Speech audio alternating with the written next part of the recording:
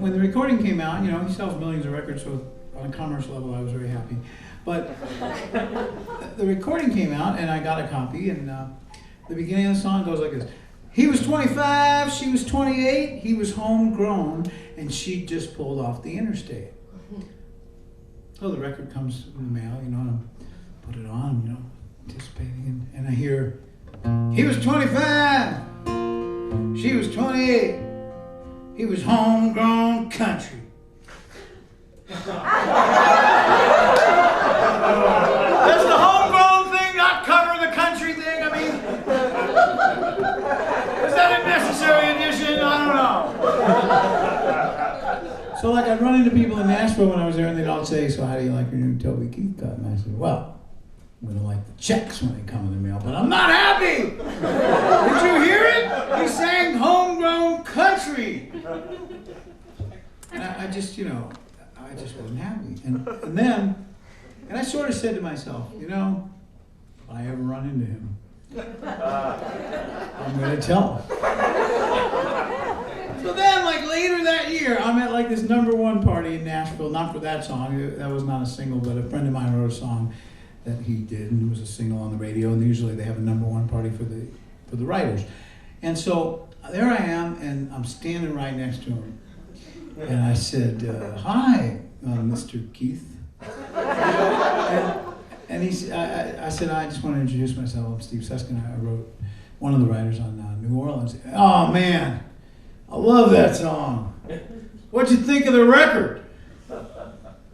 It was brilliant. I can't remember exactly the wording, but I mean, he's big and everything. I mean, plus I wanted to record some other song of mine. But he's not here, is he? Okay. He was 25. She was 28. He was homegrown. And she just pulled off the interstate. She bought a small Dr. Pepper, $10 worth of gas. She was obviously lost, but too afraid to ask directions. So he offered her a smile and a stick of beech nut gum.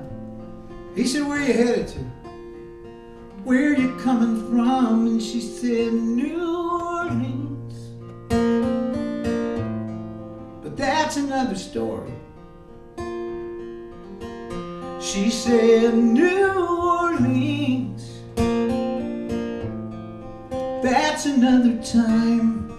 That's another town. That's another life.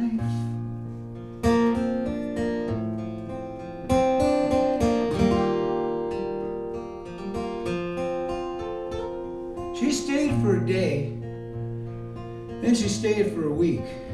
A couple months later, they were living on his parents' street, and he worked the station, she worked the store.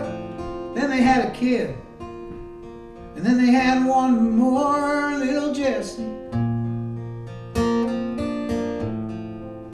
And when she dropped the kids off and Mother's Day out, all the ladies had their questions, but they knew not to ask about New Orleans.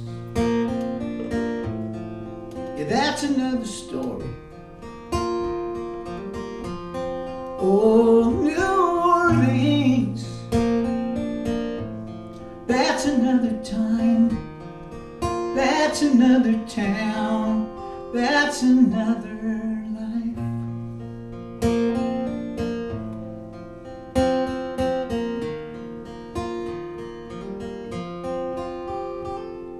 Wednesday night supper, First Baptist Church. A stranger standing in the corner where they were passing out dessert. He said, go on and pack your bags.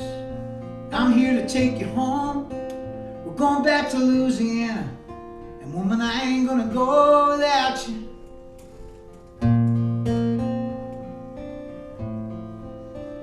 Now there's a few defining moments in every person's life where you know what you've done wrong and you know what you've done right.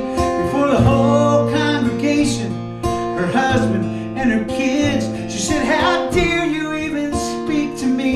after everything you did in New Orleans. Oh, but that's another story. She said, New Orleans, that's another time, that's another town, that's another